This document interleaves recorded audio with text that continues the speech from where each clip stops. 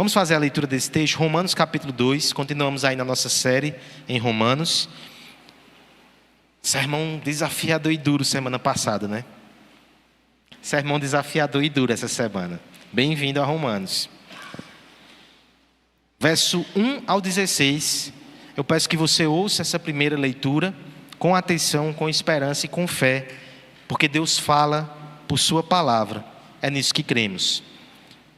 Diz assim o texto sagrado: portanto, és indesculpável, ó homem, quando julgas quem quer que sejas, porque no que julgas a outro, a ti mesmo te condenas, pois pratica as próprias coisas que condenas.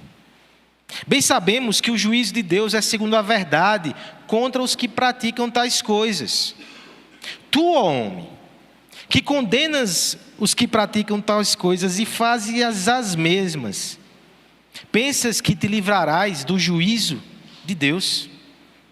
Ou desprezas a riqueza da sua bondade e tolerância e longanimidade, ignorando que a bondade de Deus é que te conduz ao arrependimento?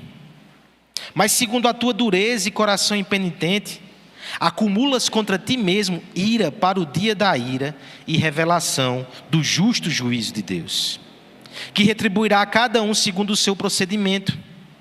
A vida eterna aos que perseveram em fazer o bem, procuram a glória, honra e incorruptibilidade, mas ira e indignação aos facciosos que desobedecem à verdade e obedecem à injustiça.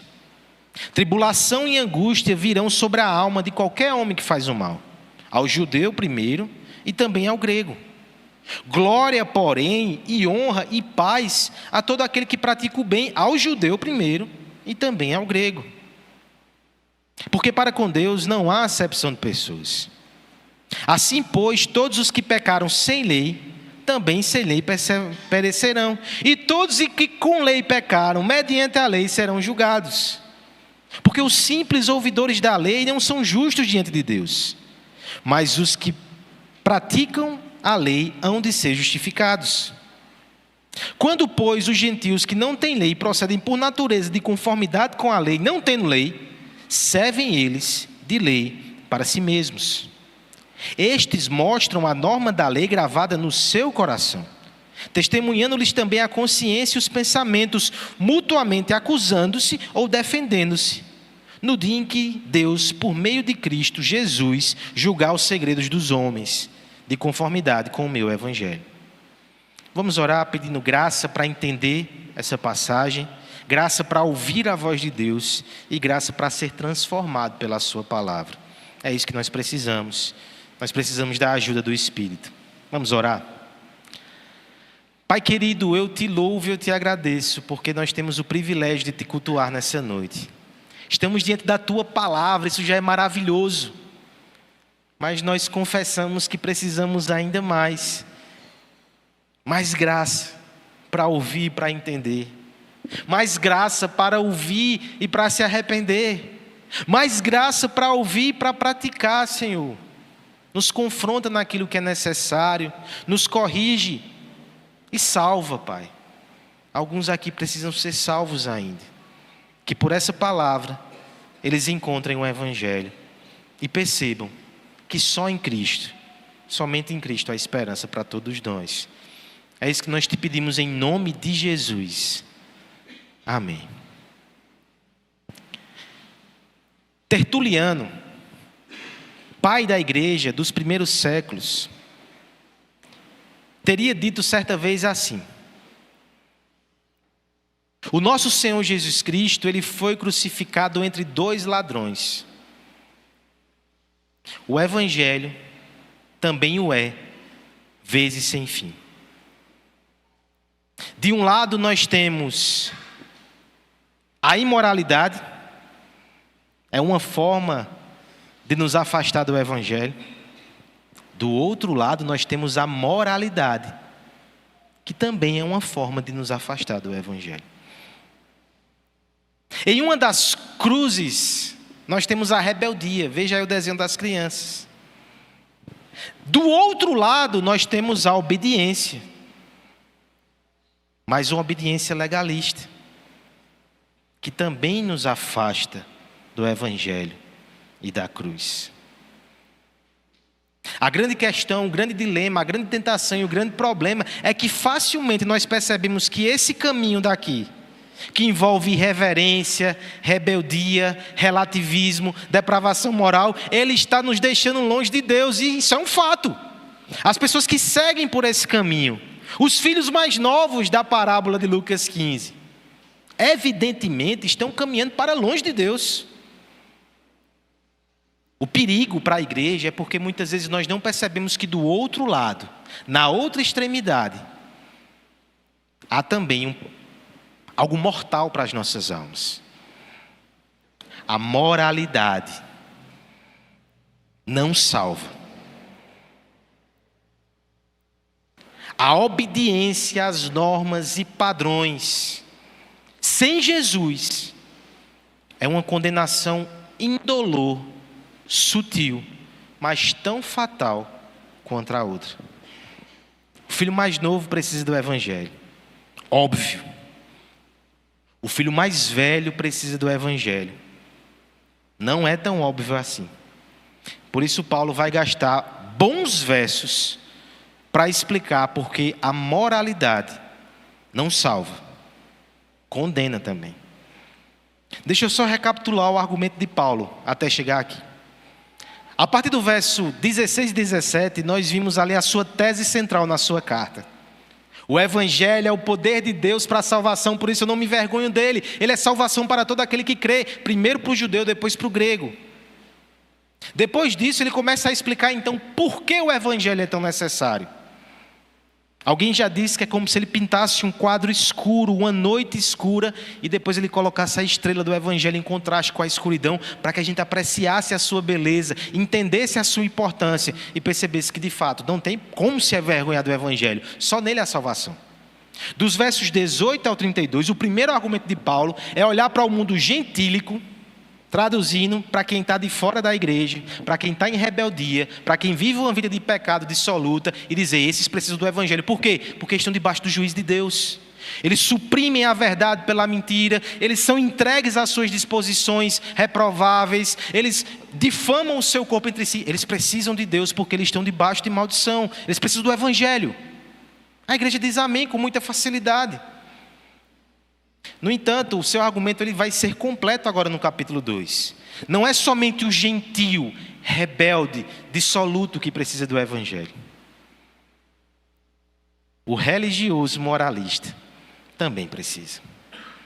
É interessante que essa distinção é muito clara em Romanos capítulo 2 e 3. Ele faz esse contraponto, gentios e judeus. Mas se você parar para perceber, do verso 1 a 16 que nós lemos, ele não cita expressamente os judeus. Veja o verso 17 como é diferente. Se, porém, tu que tens sobrenome judeu e repousa na lei, te gloria em Deus. Olha, é como se a partir do verso 17 ficasse mais claro que ele fala de judeus. Temos algumas hipóteses para interpretar esses primeiros versos aqui. Há quem diga que na verdade ele sempre estava com os judeus em mente, desde o capítulo 2 do seu iniciozinho, mas ele usa um recurso retórico. Ele começa falando de categorias gerais, ele começa falando de forma mais abstrata, ele desenha um quadro, ele não coloca o rosto. Aí a partir do verso 17 ele coloca o rosto e diz, tu judeu, estou falando de você. Existe outra hipótese. John Stott vai mencionar, por exemplo, alguns escritores que dizem que o verso 18 ao 32, ele não pode ser aplicado a todos os gentios de forma igual. É até bom a gente salientar isso. Tem muita gente decente e moral. Ele vai citar, por exemplo, Sêneca, filósofo romano do primeiro século, que era um promotor de virtudes, que ele não se encaixa exatamente nesse padrão aqui. De modo que o que parece acontecer, na visão desses comentaristas, é que Paulo primeiro ele vai para o gentio dissoluto, ele passa pelo meio termo, o moralista, que envolve tanto judeus como gentios, e depois ele termina no gentio, no judeu que diga, mais religioso, mais convencional, e no final ele pega todo mundo. Seja como for, para nós, o que é que cabe diante desse texto? A partir da semana que vem, já vá preparando o seu lombo, tá certo? Apanhe um pouco hoje, apanhe um pouco domingo, e a gente vai sendo quebrado pela palavra. ele vai falar explicitamente do judeu. Para nós, religioso, que nós somos também. Hoje, um passo atrás, um pouco mais geral, mas que também já bate em nós. Ele vai falar de um moralismo geral. Que inclusive tem pessoas que não são eminentemente religiosas, que você conhece, mas que defendem uma postura moral, que zelam pelos valores, que têm um comportamento, que seria o que a gente pode chamar de cidadão de bem. Pronto, começa batendo aqui e depois afunila na gente semana que vem, tá certo? Então hoje é ruim, semana que vem é pior. Que bênção, né? Volte para ouvir a palavra. Mas nós cremos que Deus, até quando machuca, é nos tratando. O que é que nós veremos hoje, nesse texto aqui? Nós veremos os pecados da moralidade. Isso é importante para mim e para você. Porque o caminho da moralidade é sedutor. Às vezes a gente está pegando nossas crianças e está ensinando somente moralidade. Cuidado que tem uns pecados, a gente tem que ensinar evangelho. Às vezes nós nos conformamos quando a igreja ela segue alguns padrões morais e a gente pensa que muitas vezes cristianismo é só isso. Cuidado, porque tem os pecados da moralidade. Fujamos do pecado da moralidade e do pecado da imoralidade. Corramos para o evangelho. É o evangelho. Quais são os pecados da moralidade que nós iremos ver nessa noite, nesse texto? Primeiro, nós veremos do verso 1 a 3, o julgamento hipócrita. Esse é o primeiro pecado. Depois dos versos 4 a 5, nós veremos o coração impenitente. Dos versos 6 a 10, terceiro pecado, nós veremos as obras carnais. E por fim, os versos 11 a 16, desobediência à lei divina. Esses são os pecados demonstrados por Paulo, que condenam o moralista. E que nós precisamos nos precaver contra eles. Primeira coisa então, nós veremos o pecado do julgamento hipócrita. O moralismo pode nos levar a isso. Versos 1 a 3, eu peço a ajuda da igreja com essa leitura. Portanto,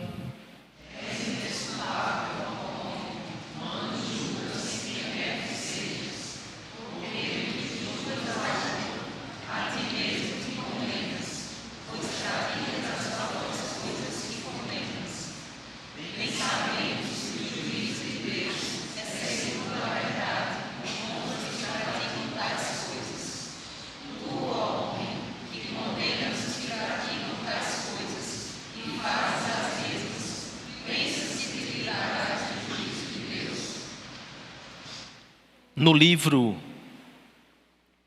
Cartas de um Diabo a Seu Aprendiz, C.S. Lewis, com a sua imaginação muito fértil, né? Abençoada imaginação, ele imagina a seguinte cena: um diabo mais experiente ensinando um diabo inicial, né? Jovem aprendiz, algumas técnicas para tentar os homens e os afastar da verdadeira religião. Então ele vai usar várias situações ali para falar sobre tentações que o nosso coração cai, por meio dessa parábola. Uma delas, a certa altura no livro, é dito assim pelo diabo mais experiente, o sênior, né? Uma tática infalível para lidar com aqueles que seguem o inimigo. Entenda, inimigo aqui é Deus. Nós estamos olhando a história sobre a outra ótica, né? É que nós devemos usar a técnica dos extremos. Quando a gente pega um servo do inimigo aqui, a gente tem que jogar ele lá para a outra ponta, porque lá na outra ponta tem pecado também. Então vamos pegar, por exemplo, alguém que tinha problemas com álcool, era um bêbado e se mergulhava nessa vida. A gente pega ele aqui e joga ele lá para a outra ponta. Alguém que vai se tornar um legalista, que vai dizer que qualquer celebração é pecado, que o crente não pode festejar, que o crente não pode se alegrar. Joga ele lá para outra ponta, joga ele lá para o extremo. Está pecando do mesmo jeito, está achando que é santo, mas ele foi lá cruzou a linha, passou da medida e está pecando do mesmo jeito. Existe um ponto de equilíbrio que é o lugar da santidade. E ele é difícil. Olha só como nesse texto nós temos isso aqui acontecendo nessa dinâmica. De um lado, nós terminamos o sermão da semana passada falando sobre o gentio, que ele é imoral e indecente, ele sabe que Deus não aprova o que ele faz, e ele não somente faz, ele incentiva os outros. Você conhece gente assim, que faz o que é errado, bate no peito, se orgulha e ainda quer incentivar todo mundo a fazer errado também. Ele trai a esposa, mas ele fica ali insuflando para que você também se enverede para o caminho de imoralidade, para que fique todo mundo igual e ninguém possa julgar ninguém. Esse é um extremo. Agora perceba que agora Paulo já se dirige para o outro extremo, que é o risco do moralista. É aquele que se policia, é aquele que evita, é aquele que se resguarda. No entanto, ao fazê-lo, ele cai lá do outro lado. Ele passa a ser um inquisitor. Ele passa a respirar ares de julgamento. Ele torna-se alguém que fiscaliza os outros e faz isso de forma injusta, quando não hipócrita.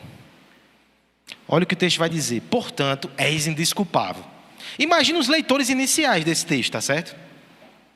Porque houve uma mudança aqui na estrutura gramatical. Paulo falava deles como aqueles que estão fora da igreja.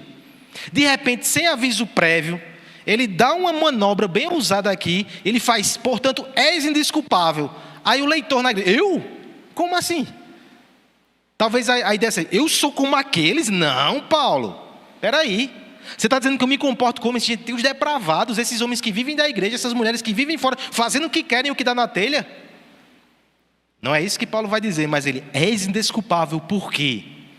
És indesculpável, ó homem, quando julgas quem quer que sejas.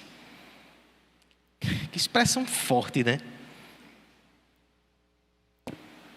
Eu posso aplicar aqui uma questão confrontadora para você.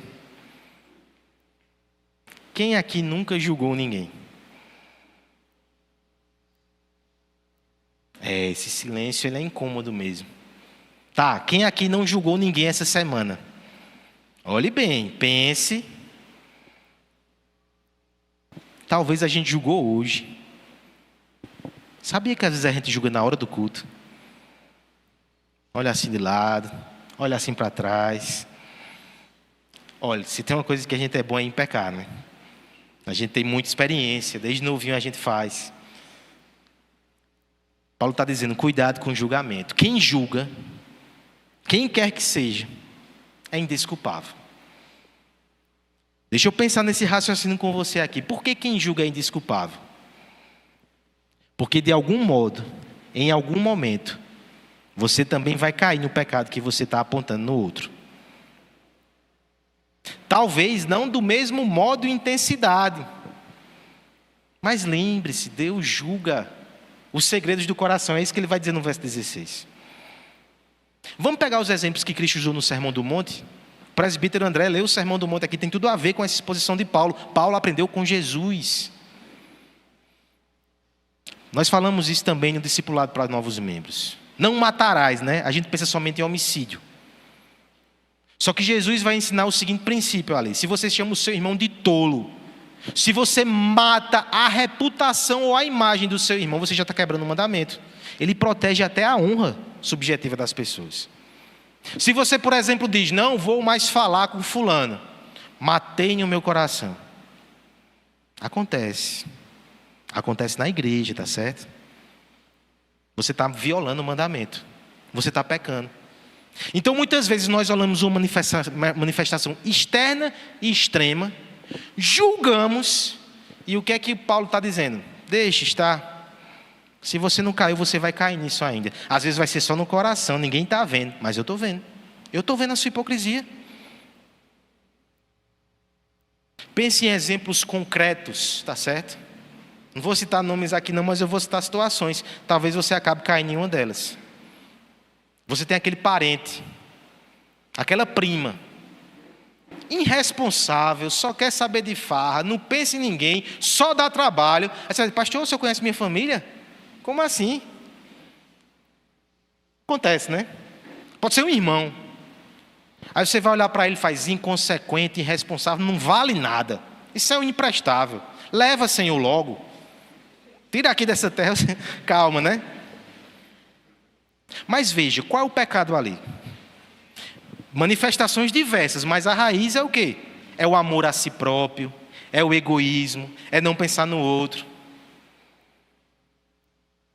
De repente, você chega na cozinha, você abre a geladeira, tem um bolinho ali, um restinho de bolinho. Você sabe que tem outras pessoas na sua casa que gostariam de experimentar aquilo. Você olha para um lado, você olha para o outro, não tem ninguém, você bota uma fatia, 2, 3, come, joga a embalagem no lixo para apagar os vestígios, mas Deus viu.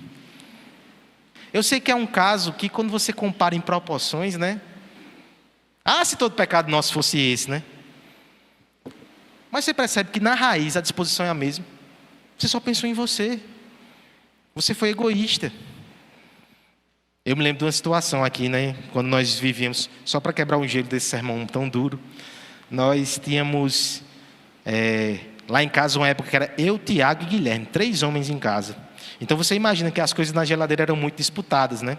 E eu geralmente chegava por último, o irmão mais velho passava na geladeira, via o que tinha e saía pegando, né? Aí eu me lembro que uma vez eu achei um copinho de água fechado, lacrado, abri e tomei. No outro dia, Tiago, eu ia levar para o Enem, eu não posso nem ter uma água nessa casa. Pecado, né, irmão? Furto. Vamos listar, furto, né? Falta de amor. E enfim, por aí vai. Mas volte à dureza do texto, tá certo? Deixe de me julgar. No que julgas o outro, a ti mesmo te condenas, pois praticas as próprias coisas que condenas. Olha o verso 2 que vai dizer: o juízo de Deus é segundo a verdade. Deus é um juiz reto, Ele não leva em conta nossa conversinha, nossa aparência, nossa voz de piedoso, nossas roupas religiosas. Ele sabe quem nós somos. Mais uma vez, Ele conhece os segredos do nosso coração. Por isso, veja só, verso 3. Tu, ó homem, que condenas o que praticam tais coisas e fazes as mesmas, pensa que te livrarás do juízo de Deus? O homem que segue a sua vida pelas trilhas do moralismo, mas que não tem um coração quebrantado e não crê em Jesus, não depende de Jesus para a sua salvação, crê no seu desempenho e na sua moralidade, um dia se sentará no banco dos réus, ao lado de uma prostituta e de um ladrão. E pode ser que esses aí tenham confessado Jesus no final da vida, se arrependido e serão salvos, e ele não. Cuidado, irmão, com o juízo hipócrita. O martelo de julgar é tão pesado. Por que você fica brincando com ele? Nós aqui na igreja, o governo de presbíteros envolve em última instância, em alguns momentos, ter que proferir juízos. Mas como é pesado. Tantas coisas que a gente faz aqui na igreja, mas o que tira sono de pastor e presbítero, muitas vezes é ter que aplicar disciplina. É doloroso. A gente faz com muito temor e com muito medo, mas faz por amor. Aí lá está você, no meio dos seus amigos da igreja, pega esse martelo e começa a apontar para os outros. Faça isso não. Cuidado. O moralismo nos transforma em juízes. O evangelho nos humilha e nos transforma em pessoas que são bondosas, caridosas, perdoadoras, como Jesus foi. Siga o evangelho e não o moralismo. Se você percebe na sua vida um ar muito julgador, você está precisando mais de Cristo. Cuidado, corrija-se, volte-se para Jesus. Você precisa dele, eu preciso dele, todos nós precisamos. Segundo pecado aqui do moralismo, tá certo? Tem mais, são 4. Coração impenitente. Versos 4 e 5. Peço sua ajuda com a leitura nesse momento, mais uma vez. Ou desprezas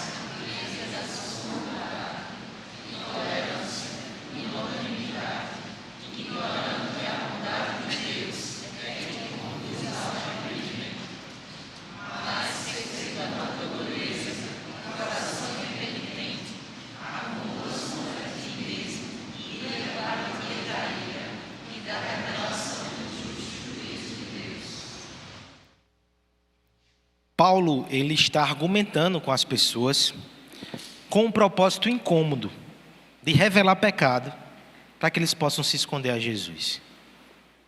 Alguém já disse assim, que a lei, ela bate no arbusto, nos acerta para que a gente corra dele, se perceba nu e vá atrás das roupas que Cristo dá. A lei faz isso. Paulo está fazendo exatamente isso. No primeiro momento ele tratou do julgamento hipócrita, agora ele dá um passo além. Ele vai mostrar que esse julgamento, que esse olhar altivo, ele vem de uma raiz mais profunda e anterior, que é o coração impenitente. Pense no termo que precisa ser corretamente compreendido na Igreja de Cristo. Impenitente. O que é impenitente, Jonathan Edwards? O que é impenitente, Gabriel? Vou começar a perguntar aos adultos, né? Pegue só as crianças, que covardia. Penitente é aquele que é quebrantado. Impenitente é aquele que é endurecido. A grande questão nunca foi e nunca será quem é pecador e quem não é. Essa não é régua não, tá certo? Se você colocar ali essa exigência na porta, aqui só não entra quem é pecador, vamos nos despedir todos, nenhum pastor fica, tá certo? Essa não é a questão. A gente não está querendo descobrir aqui quem é pecador e quem não é, todo mundo é. O que a gente deseja perceber como igreja, inclusive a disciplina bíblica faz parte disso, evocando mais uma vez a aula de hoje de manhã, é pecadores penitentes e pecadores impenitentes, aqueles que não se arrependem. Paulo vai então mostrar que o moralista ele tem uma dificuldade com o arrependimento. Ele vê a necessidade de arrependimento no outro. Ele é muito rápido e ligeiro em apontar erros dos outros. Agora, quando diz respeito a si mesmo, somos indulgentes, pacientes, lenientes. Olha o que ele vai dizer no verso 4. Ou desprezas a riqueza da sua bondade e tolerância e longanimidade, ignorando que a bondade de Deus é o que te conduz ao arrependimento. Você está desprezando coisas muito caras. Quando Deus é bom com você, Ele está te dando uma oportunidade para reconhecer isso e abandonar os seus pecados. Cada vez que você respira, cada vez que você olha para o lado, tem alguém que você ama.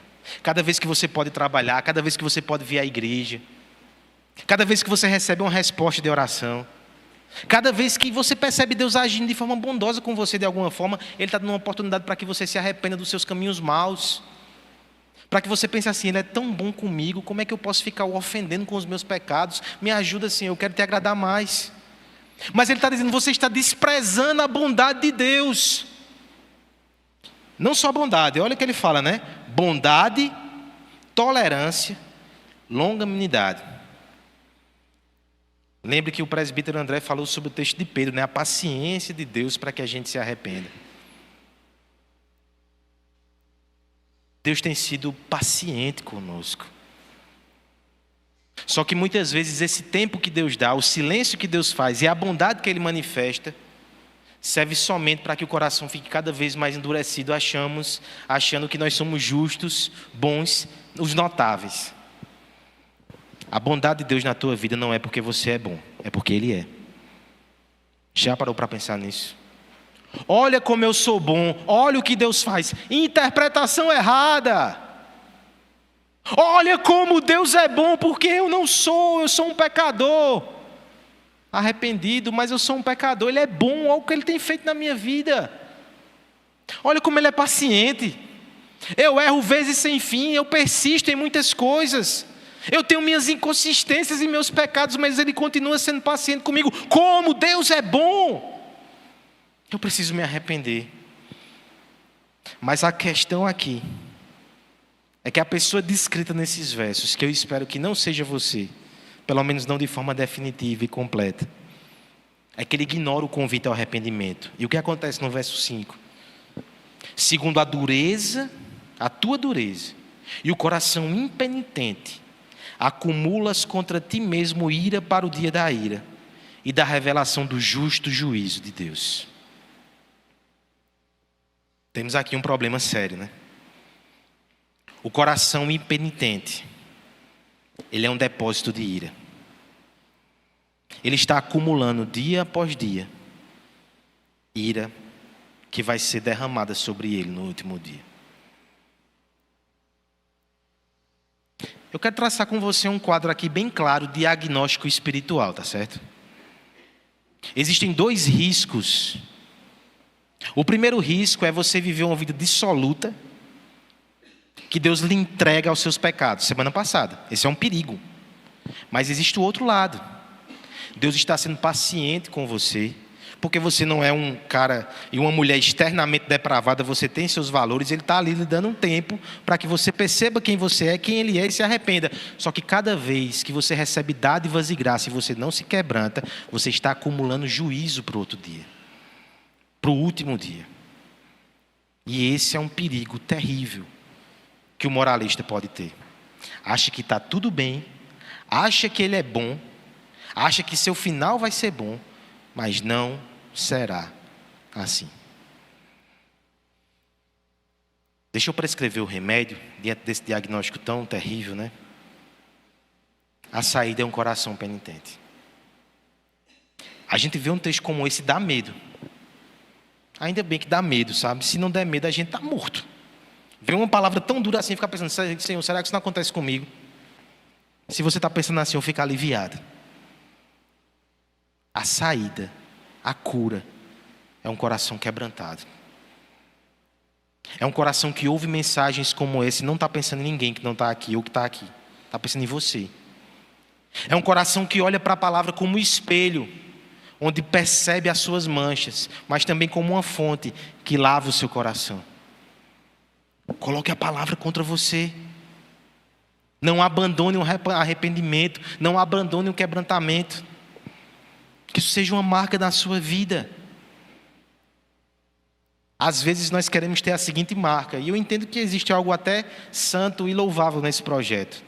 Nós queremos ser homens e mulheres impecáveis e irretocáveis, sem manchas, sem máculas e sem falhas, que ninguém possa dizer nada sobre nós. Talvez isso não seja possível, tá certo? Quem chegar perto vai perceber as suas rugas. Que sejamos conhecidos como pessoas quebrantadas. Fulano, ele é muito correto. E quando ele erra, ele tem a dignidade e a coragem de vir pedir perdão. Ele tem um coração muito humilde. Fulaninha, ela não é aquela crente da família que julga todo mundo. Ela abre uma maleta de julgamentos ali de repertório. Meu amigo, ninguém escapa. Ela busca ter uma vida santa. Mas ela é muito quebrantada. Ela ouve quando é admoestada. Ela reconhece os seus erros. Pais, seus filhos não precisam de pais perfeitos, tá certo? Falharíamos miseravelmente se esse fosse o propósito. Eles precisam de pais quebrantados, que tentam sempre fazer a vontade de Deus, mas que quando não conseguem, não têm vergonha de se abaixar, pedir perdão e dizer: mamãe pecou, papai pecou contra você, me perdoe. Eu me lembro de Josemar Bessa, certa vez ele disse assim: sua família vê seus pecados todo dia. Sua esposa vê, seu marido vê, seus filhos veem. Não tente fingir que não existe, não. Isso vai ser uma farsa. Eles veem o seu pecado todo dia, que eles veem o seu arrependimento todo dia. Que eles vejam você de joelho orando, pedindo perdão a Deus. Que eles vejam alguém sincero diante da palavra, que está tentando melhorar a cada dia. Esse é o caminho do Evangelho, tá certo? O Evangelho me diz que eu não preciso fingir ser quem eu não sou. Eu não preciso vender uma santidade e perfeição que eu não tenho. Eu posso ser honesto, franco e sincero. Eu sou pó. Mas pela graça de Deus, Ele está fazendo coisas com esse pó. Ele está montando uma imagem dEle, de fé em fé, de graça em graça, de arrependimento em arrependimento. O moralista não se arrepende. O crente se arrepende daqui até o final. Primeira tese de Lutero, aquela que ele afixou lá na capela de Wittenberg. A vida cristã é marcada do primeiro ao último dia pelo arrependimento contínuo. Isso é reforma protestante. Isso é evangelho. Pecados da moralidade, tá certo? Já foi 2. Julgamento hipócrita e também coração impenitente. Agora, alguns termos mais gerais e mais amplos. O apóstolo vai metralhar muitas coisas aqui. Obras carnais. Nós leremos agora dos versos 6 a 10. eu peço a sua ajuda nesse momento, que retribuirá cada um segundo o seu procedimento, a vida eterna aos que perseverando em fazer o bem, procuram glória, honra e incorruptibilidade, mas a ira e indignação são falaciosos, e desobedecem à verdade e obedecem à justiça. Tribulação e angústia virão sobre a alma de qualquer homem que faz mal, ao judeu primeiro e também ao grego. Glória, porém, e honra e paz a todo aquele que pratica o bem, ao judeu primeiro e também ao grego. As obras da carne são conhecidas e são prostituição, impureza, lascívia, idolatria, feitiçarias, inimizades, porfias, ciúmes, iras, discórdias, dissensões, facções, invejas, bebedice, glutonaria e coisas semelhantes a essa. Essas coisas marcam o coração de alguém que está distante de Deus, são as obras da carne. Perceba, tem prostituição, flagrantemente é um caso, né? Tem feitiçaria, mas também tem ira, discórdia, facção. Tem bebedice, mas tem glutonaria, rodízio. Existem pecados que são mais socialmente aceitáveis, mas eles também fazem parte de um quadro denunciativo que o apóstolo usa em mais de uma passagem. Como é que ele vai desenhar isso aqui para nós agora? O que é que Paulo está escrevendo ou montando? O julgamento de Deus é justo. Ele não vai ser levado pela sua hipocrisia. Ele vê o seu coração impenitente, ele vai ver as suas obras que denunciam quem você é. Aqui ele vai fazer um contraste a partir do verso 7. Deixa eu fazer a parte boa, né, para a gente dar um respiro. Olha só aqueles que estão em Cristo e aqueles que irão triunfar no dia desse juízo. Vão receber a vida eterna, verso 7. Aqueles que perseverando em fazer o bem. Olha que interessante. Não é alguém que faz o bem pontualmente, não. É alguém que tem a sua trajetória de vida marcada por uma perseverança em fazer o bem, em fazer aquilo que é certo, em abençoar as pessoas. E o que é que estes buscam? O que é que esse coração almeja? Procuram glória, honra e incorruptibilidade. John Stott vai dizer, são 3 coisas grandiosas, mas que em resumo essas pessoas procuram a Deus. Glória é conhecer a Deus, o Deus da glória, é encher o coração com a sua presença. Honra é aquilo que nós temos quando Deus, Ele olha para nós com olhos de graça e Ele nos dá a sua bendita aprovação, nós recebemos honra. Incorruptibilidade diz sobre o desejo de ter essa relação de glória e honra com Ele por toda a eternidade. Em outras palavras, o coração do santo, do crente, do justo, ele faz o bem nessa terra, porque ele anseia profundamente a glória de Deus, a honra que vem de servir a Deus e a incorruptibilidade que está prometida na vida eterna. O seu coração está no céu, as suas boas obras estão na terra. Paulo está falando aqui do verdadeiro religioso, daquele que foi alcançado pela graça de Deus, daquele que tem frutos de arrependimento, daquele que está firme no Evangelho. Coisa boa, esse é o retrato. Tá, vamos para o outro extremo. Aqueles que irão receber, verso 8, ira e indignação. Quem são esses? Olha a descrição. Aos facciosos, que desobedecem à verdade e obedecem à injustiça. Não é interessante como destacou esse faccioso aqui? É porque, na verdade, essa é uma grande tentação do moralista. Ele faz julgamentos injustos, ele agrupa pessoas que são parecidas com ele, ele provoca divisão e contenda por onde passa. Ele não tem um olho agregador, ele não tem um coração humilde, ele é sempre severo e julgador, faccioso. No fim, ele vai receber ira da parte de Deus. Verso 9, tribulação e angústias sobrevirão sobre a alma de qualquer homem que faz o mal, ao judeu primeiro e também ao grego. Glória, porém, e honra e paz a todo aquele que pratica o bem, ao judeu primeiro e também ao grego. Você percebe o ponto que Paulo está esmagando aqui? As pessoas que estavam dentro da igreja, talvez ouvindo, agora ele começa a funilar no judeu, tá certo?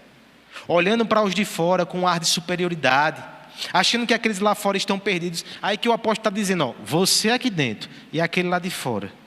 Se tem um coração tocado pela graça de Deus, que procura as coisas incorruptíveis, que tem fé em Jesus e que pratica o bem, não importa se é judeu ou se é grego. Não importa se está de terno, se está de short.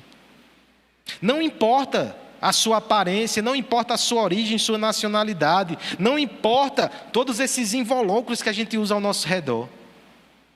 Se o coração é impenitente, se o coração é mau, se o coração é faccioso, se é marcado pelas obras da carne, para ele está reservado ira, tribulação e angústia. Seja judeu, seja grego. O que é que a gente faz com um diagnóstico desse, irmãos? Você teria coragem de perguntar a alguém que te conhece de perto e que tem coragem, com quem você se parece? Isso é muito mais do que coisas pontuais, tá certo? Pontualmente, todos aqui, a começar do pastor, já caíram em pecados assim. Facção, orgulho, não fazer o bem e fazer o mal. Mas a questão é, a história da tua vida, em resumo, ela aponta em que direção? Alguns de nós, infelizmente, mesmo com a capa de moralidade, com a capa de religião, são extremamente facciosos. Sempre está juntando um grupo contra outro. Tem uma contenda, é que nem acidente de carro, né? Todo mundo chega perto. Olha quem está lá no meio. Às vezes são nomes que se repetem. Precisamos tomar muito cuidado com isso. A palavra está dizendo que no final, se o seu caminho for esse, você pode revelar um coração que nunca foi alcançado pela graça de Cristo. Membro da igreja desde novinho. Tinha ministério e cargo. Diácono, pastor ou presbítero. Se o seu coração é marcado por obras da carne, de forma predominante e exuberante, nós podemos temer por seu coração e por sua alma. O evangelho provoca frutos de arrependimento. Esse fruto pode ser colhido hoje. Há esperança para os facciosos, porque Cristo não é faccioso. Você vai chegar para Ele, Ele simplesmente vai dizer, vem para esse lado, fica aqui comigo, eu vou tratar de você. Sabe Paulo que escreveu essa carta? Ele foi um homem um dia que respirava ameaça e morte. Ele pegou autorização com Roma para encarcerar e para matar cristãos, faccioso ao extremo. Deus disse, vem cá, você vai cair do cavalo e eu vou cuidar de você. Você vai morrer por esse Cristo e você vai servir esse povo. Você vai ter dores de parto para que eles cresçam. Foi assim que Deus fez. É assim que Deus faz. Mas não através da moralidade. Através do seu Filho Jesus Cristo, do seu Evangelho. Cuidado com as obras da carne. Último pecado, irmãos, nós iremos encerrar. Eu peço a sua ajuda com a última leitura, tá certo? Dos versos 11 a 16, nós veremos o princípio aqui da desobediência à lei divina. A moralidade, ela é desobediente. Verso 11 até o 16, peço que todos me ajudem na leitura. Porque para com Deus...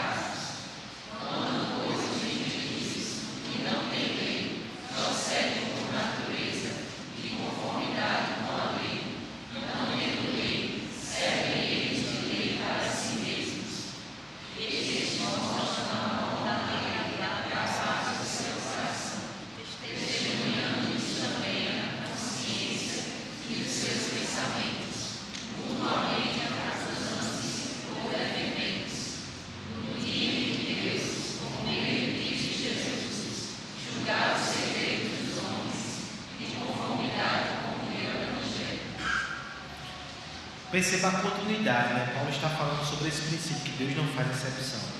E agora ele vai tocar num ponto muito importante. O orgulho por ter a lei. Como se isso quisesse dizer alguma coisa. Olha o princípio, Deus não faz exceção de pessoas. Quem peca sem lei vai ser condenado. A gente viu isso semana passada. O gentio que não conhece a lei, ele vai ser condenado. Mas quem peca com lei vai ser condenado pela lei.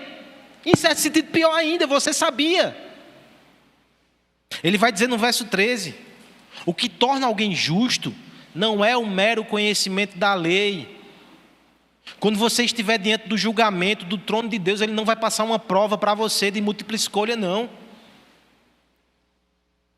São as nossas obras e o nosso coração que vai ser julgado. Não é conhecer, é praticar que torna alguém justo.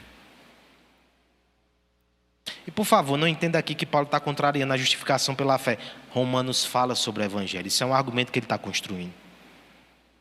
Mas ele quer lembrar que pelas obras ninguém vai ser salvo. Ninguém consegue obedecer. Vai se perder tanto alguém que tem a lei na mão, que está com a Bíblia aqui, como alguém que está lá fora.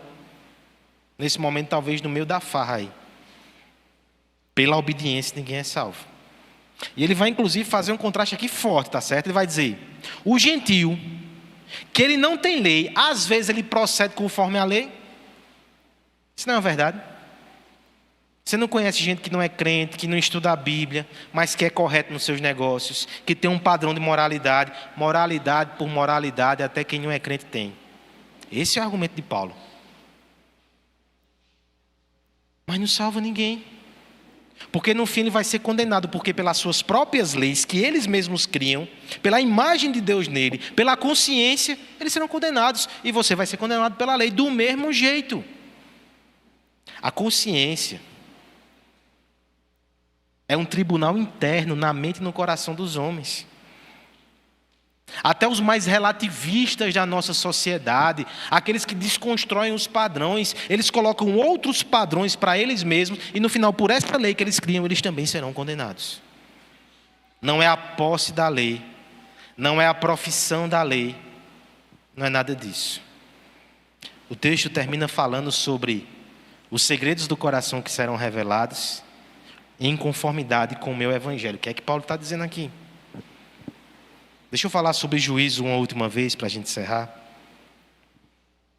No dia que nos apresentarmos diante de Deus, nesse grande julgamento que acontecerá, é importante que todos saibam disso aqui, que vai acontecer, não é a história da carochinha. Seremos julgados pela lei de Deus.